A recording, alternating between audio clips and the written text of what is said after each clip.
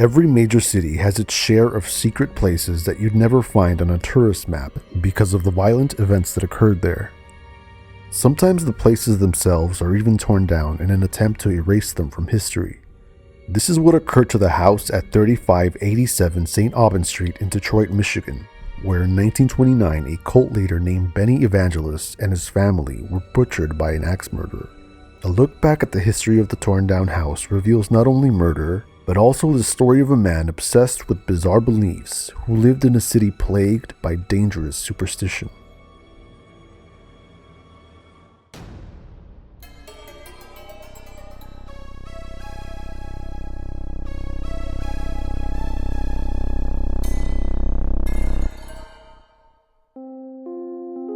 It's 1904, and 19-year-old Benedetto Evangelista has just arrived in Philadelphia to stay with his older brother Antonio. He's one of the millions of Italian immigrants who have made the journey to America to escape the grinding poverty of their hometowns.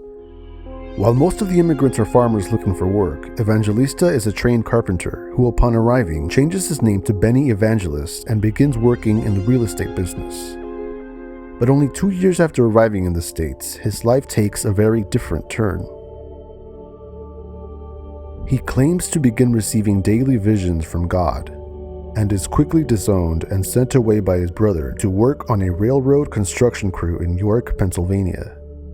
There he meets a man named Aurelius Angelino, and together they begin to become involved in the occult.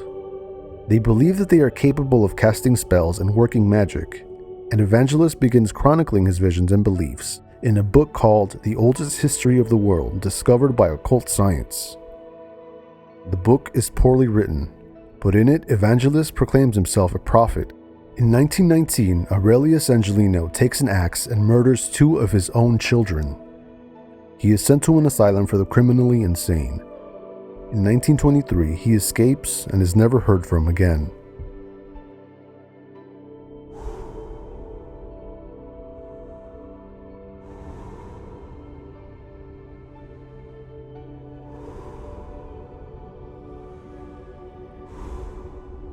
Shortly after Angelino's crime, Evangelist moves his family to Detroit, and they move into a home on St. Aubin Street. Here, in the basement, Evangelist uses his carpentry skills to construct a large shrine out of chicken wire and wood. He fills the basement with bizarre papier-mâché deities, 10 of them in total. 9 of them represent the planets, and in the middle of them is a giant glowing eye that represents the sun. He places a hand-painted sign outside of his home that reads, Great Celestial Planet Exhibition, and also advertises his potions and psychic readings.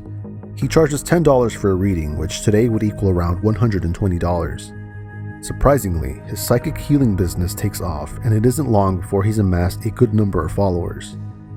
He brings his clients down to the basement and encourages them to interact with the papier-mâché deities and performs magic rituals. He refuses to help anyone who doesn't pay, claiming that the spells only work when money is exchanged. On July 4th, 1929, a business associate of Evangelist arrives at the home at 10:30 a.m. to discuss a real estate deal.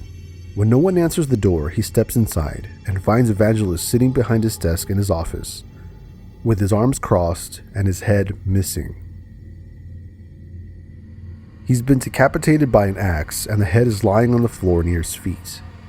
He's surrounded by copies of his book, which he had finished only 3 years earlier. Near the head, there are also large framed death portraits of Evangelist's son who had died years before.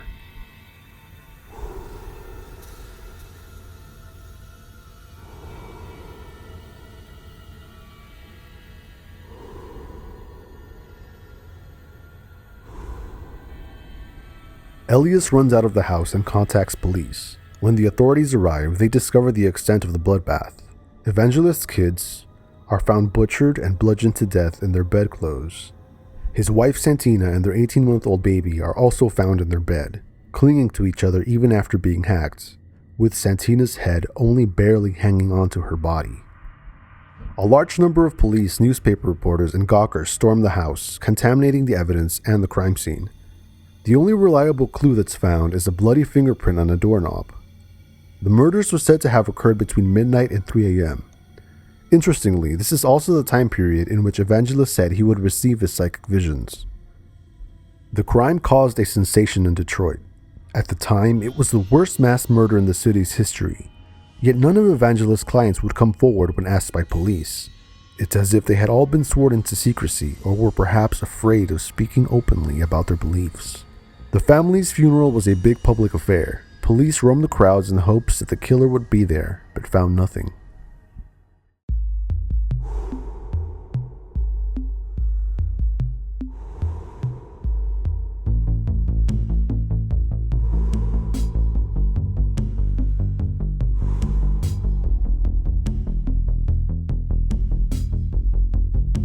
The first real suspect that emerged was a man named Umberto Tecchio, who had visited Evangelist the night before the murder with a friend named Angelo De Poli.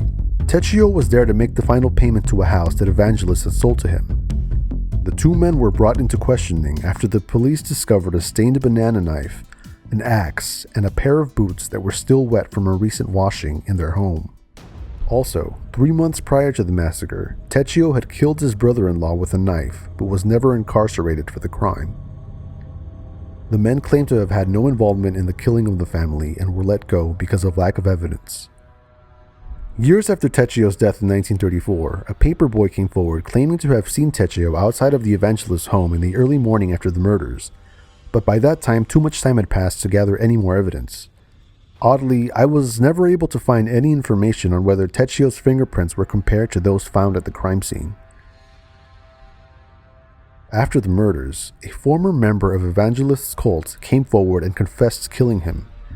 The man claimed that he had been scammed by Evangelist.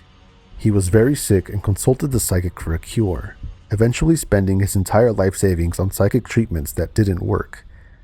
Bank records seemed to confirm his theory, but police still had a hard time believing him responsible, since he recanted his confession several times and also claimed to not have had anything to do with the deaths of the wife and kids. It's likely he was just a very sick and deranged man who hated Evangelist for scamming him but had nothing to do with the murder. Another suspect was Benny Evangelist's old friend Aurelius Angelino, who had killed his own family with an axe and escaped the mental asylum years before, but there's no evidence linking him to the crime. 3 years after the massacre, on November 20th, 1932, police found the body of a man named James Smith tied to an altar with a knife through his heart.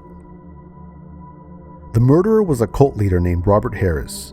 He claimed that Smith had offered himself as a sacrifice and was a willing participant in his own murder, but the autopsy revealed that Smith had in fact been knocked out with a wagon axle before being killed, casting doubt on Harris's claim. He was in prison for the murder and would later confess to have had plans to kill several more people. He also claimed to have been responsible for the murder of Benny Evangelist and his family. The claim was investigated, but police found no evidence supporting it. The fingerprints didn't match, and it's believed that Harris wasn't even in Detroit at the time the massacre occurred.